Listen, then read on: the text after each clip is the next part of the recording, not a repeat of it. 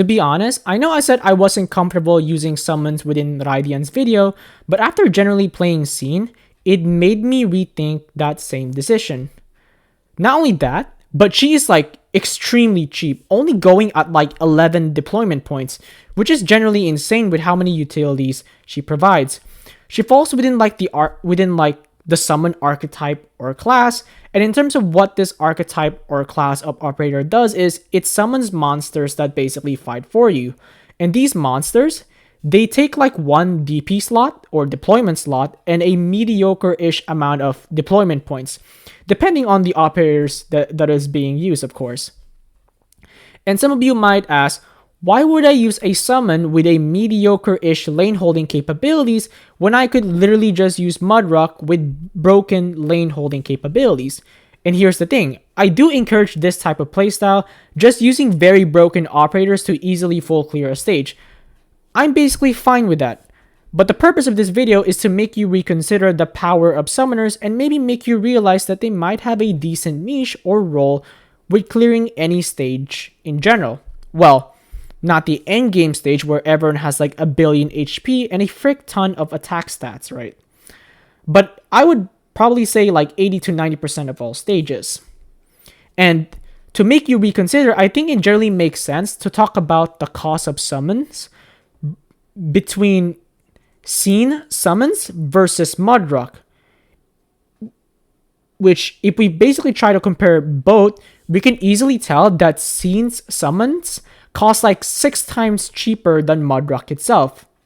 Because of this will allow you to be able to put Scene's summons way earlier on the stage itself, which basically gives you a decent amount of time to save for more cost-expensive operator like Mudrock as an example.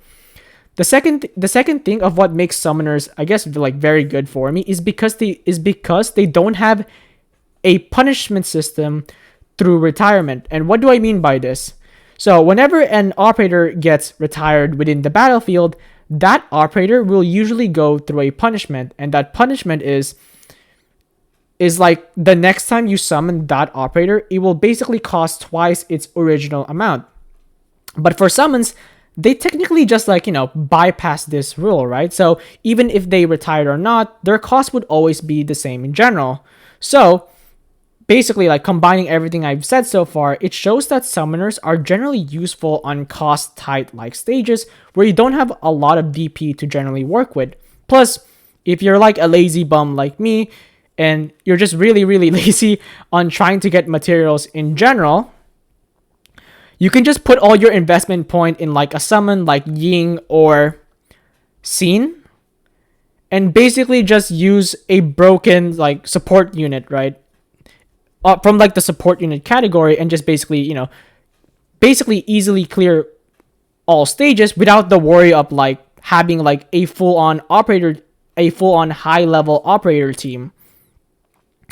And because of this just convinced me of how useful and very, very, how should I say this? Very, very like convenient this role is.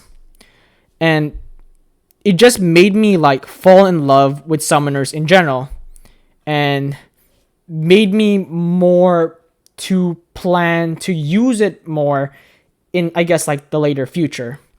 And I think that's all I have to say. I'm very sorry that I could not but I could not like make a longer explanation of why I fell in love with summoners, because I generally just fall in love with them like yesterday after I try Scene for like the first time. If you want to see me talk nonstop and break my voice box, then please go ahead and like subscribe. And I guess that's all I have to say. So I guess bye, or bye bye. I'm just gonna say bye.